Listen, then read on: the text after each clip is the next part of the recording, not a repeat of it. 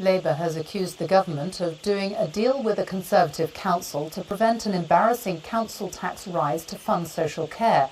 Jeremy Corbyn said that leaked text messages from the leader of Surrey Council show he'd called off a local referendum after an offer from ministers.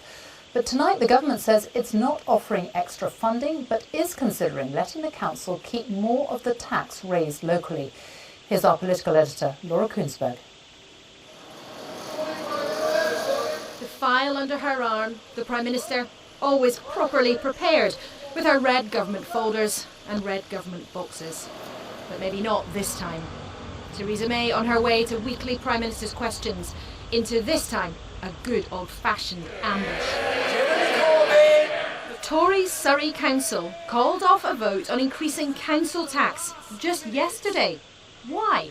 Can the Prime Minister tell the House whether or not a special deal was done for Surrey? The decision as to whether or not to hold a referendum in Surrey is entirely a matter for the local authority in Surrey. Was it?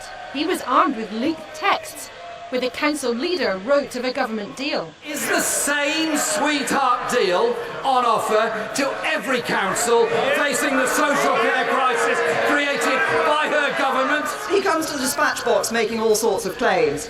Yet again, what we get from Labour are alternative facts. Not quite what she was asked. It absolutely goes against the grain for us to propose an increase in taxation. The council leader seems to have thought he was having a conversation with a government advisor. He wrote, "I'm advised that the Department for Local Government Officials and my Director of Finance have been working on a solution. Then the numbers you indicated are the numbers that I understand are acceptable for me to accept, and call off the R, the referendum. Really want to kill this off." David Hodge.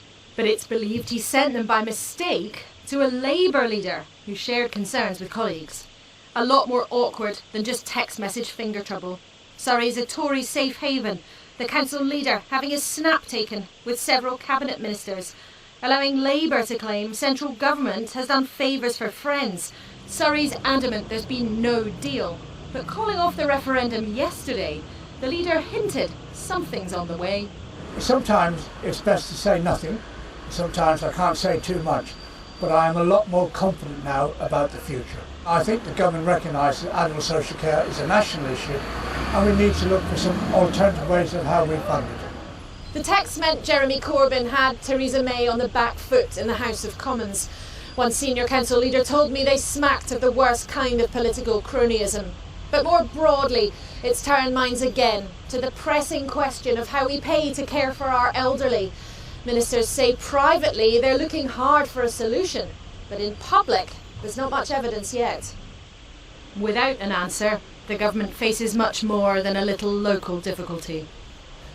Well, Laura's in Westminster tonight and very clear this evening just how difficult a problem it was all proving to be for the government. Sophie, you're absolutely right.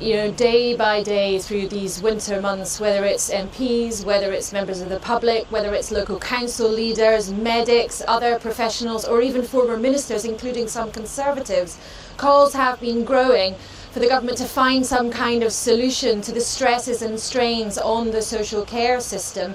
That seems to be in no question now. There is a real political imperative on ministers to act.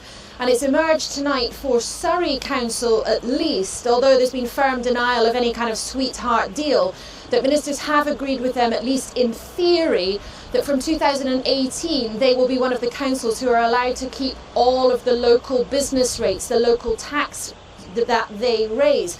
Now that might be part of a longer term solution for well-off areas, but other sources warn for poor areas that could just create even bigger holes in the budget.